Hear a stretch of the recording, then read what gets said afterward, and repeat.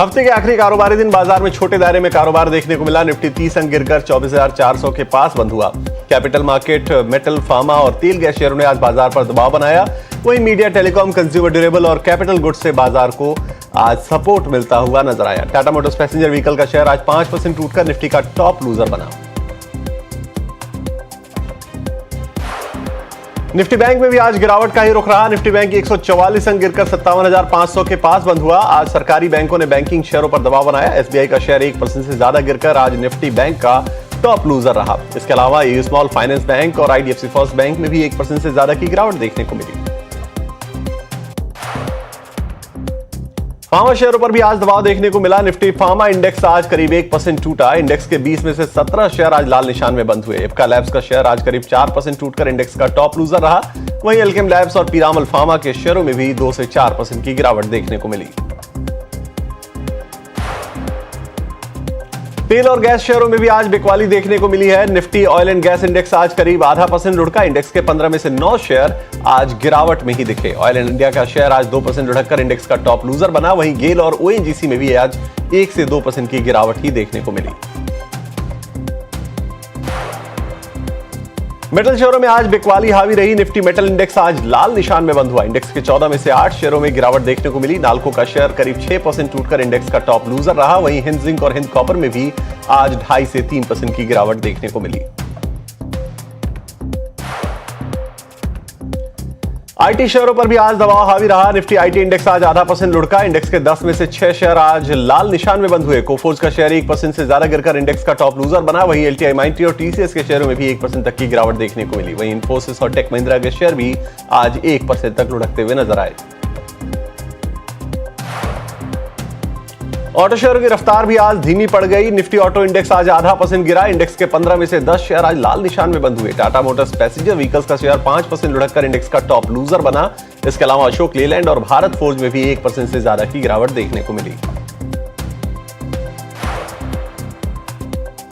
सरकारी बैंकों में भी आज गिरावट का ही रुख रहा। निफ्टी पीएसयू बैंक इंडेक्स आज 0.5% लुढ़का। इंडेक्स के 12 में से 8 शेयर आज लाल निशान में बंद हुए। बैंक ऑफ महाराष्ट्र का शेयर आज 1.5% गिरकर इंडेक्स का टॉप लूजर रहा। इसके अलावा एसबीआई और इंडियन बैंक में भी आधे से 1% की गिरावट ही देखने को मिली।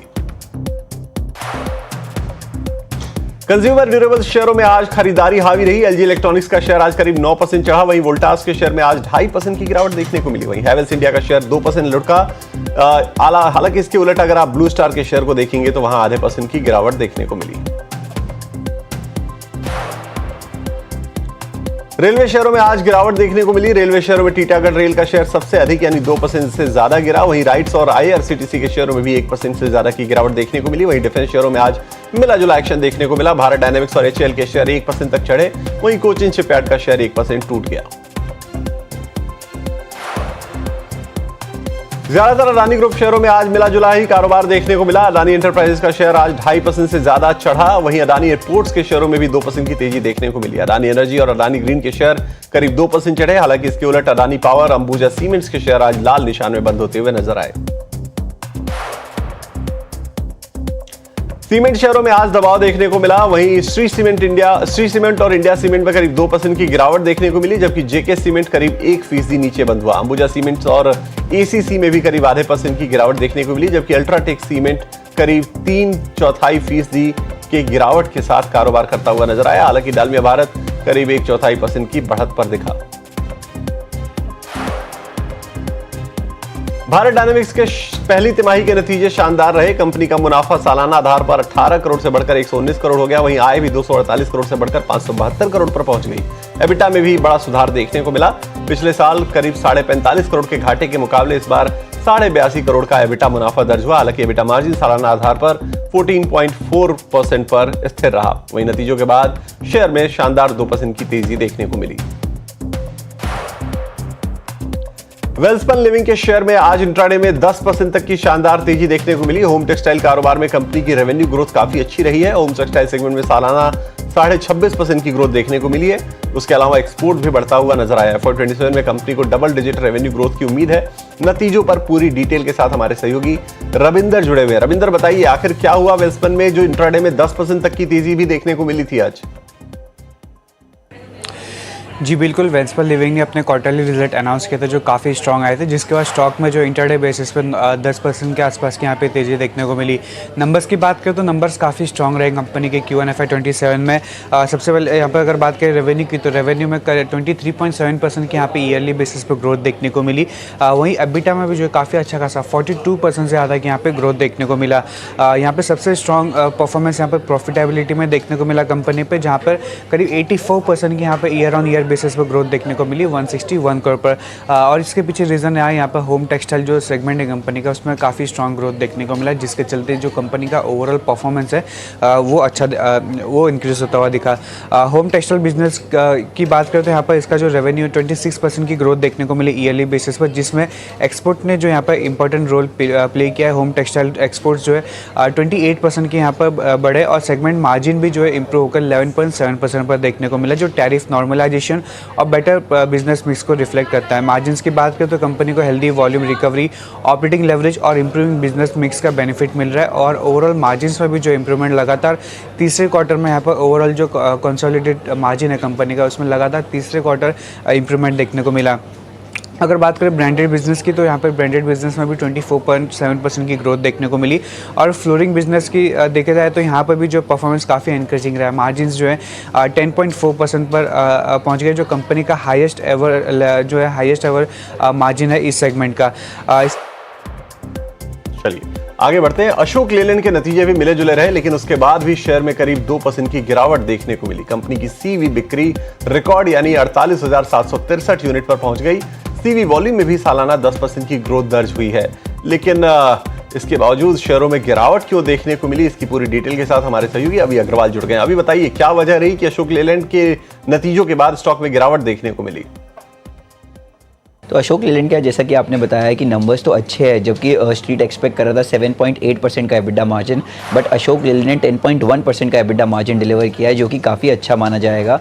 अगर उनके रेवेन्यू की बात की जाए और मुनाफे की बात की जाए तो रेवेन्यू में 10% साल दर साल की ग्रोथ दिखने मिली और मुनाफे में 3% साल दर साल की ग्रोथ देखने मिली। तो नंबर्स तो अच्छे हैं, बट इसे एक तरीके का प्रॉफिट बुकिंग कह सकते हैं, क्योंकि स्ट्रीट कहीं ना कहीं अच्छा रिजल्ट एक्सपेक्ट कर रहा था अशोक लेलैंड से और उसके मार्जिन भी होल्ड अप करने के लिए।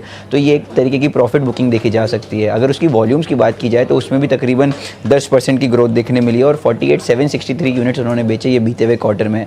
मैनेजमेंट का कहना है कि जो कमोडिटी कॉस्ट इन्फ्लेशन है और जिसके चलते उनके मार्जिन्स पे जो प्रेशर बन रहा है वो परसिस्ट करेगा आने वाले क्वार्टर में भी, क्योंकि राइजिंग मटेरियल कॉस्ट ये वेस्ट एशिया क्राइसिस के चलते एक कंसर्न है। तो कंपनी ट्राई कर रहा है अपने प्राइसेस को अच्छे तरीके से बढ़ाने का, कॉस्ट को कम करने का, बिजनेस मिक्स, प्रोडक्ट मिक्स अच्छा करने का और अपॉर्चुनिटी के हिसाब से अपनी इन्वेंट्री को बिल्ड करने का, जिससे सही समय पर वो इन्वेंट्री बिल्ड करके उसका एक मुनाफा कमा सके। बात की जाए उनके मार्जिन्स की तो वो काफ़ी आउट परफॉर्म की एस्टिमेट से और एक तरीके की प्रॉफिट बुकिंग हमें स्टॉक में देखने मिली, जिसके चलते स्टॉक तकरीबन 2 से 3% नीचे है। चलिए आगे बढ़ते हैं। नेटको फार्मा ने पहली तिमाही में कमजोर नतीजे पेश किए। नतीजों के बाद शेयर करीब 5% टूटा। सालाना आधार पर कंपनी का कंसो मुनाफा 481 करोड़ से घटकर 207 करोड़ पर पहुंच गया। वहीं कंपनी की कंसोलिडेटेड आय 1329 करोड़ से घटकर 735 करोड़ रही है। इसके अलावा कंपनी का एबिटा भी घटता हुआ नजर आया और मार्जिन 43% से घटकर 25.3% पर पहुंचते हुए नजर आए। ज्यादातर टाटा ग्रुप कंपनियों के शेयरों में आज गिरावट हावी रही। टाटा कम्युनिकेशन का शेयर करीब 2% से ज्यादा लुढ़का। वहीं टाटा इन्वेस्टमेंट और ट्रेंड के शेयरों में भी 1% की गिरावट ही देखने को मिली। इसके अलावा टाटा स्टील, टीसीएस और टाइटन के शेयर भी आधे % टूट गए। टाटा कंज्यूमर में भी आधे % से ज्यादा की गिरावट देखने को मिली।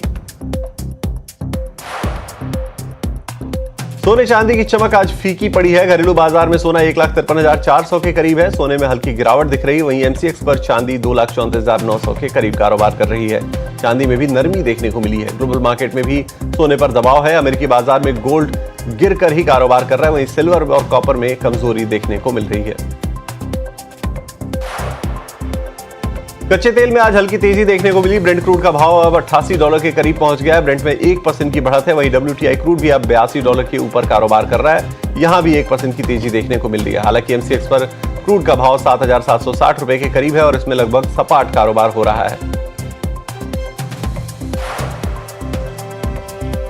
अगले हफ्ते के कई अहम इवेंट्स पर भी अब जरा एक नजर डालते हैं। अगले हफ्ते किर्लोस्कर न्यूमेटिक के बोर्ड में स्टॉक स्प्लिट पर विचार होगा। वहीं बालकृष्ण इंडस्ट्रीज और बीपीसीएल के बोर्ड में फंड जुटाने पर भी विचार होगा। इसके अलावा सनशाइन पिक्चर्स का आईपीओ खुलेगा। इसके अलावा यूएस के इंडस्ट्रियल प्रोडक्शन और इंपोर्ट एक्सपोर्ट के आंकड़े भी आएंगे।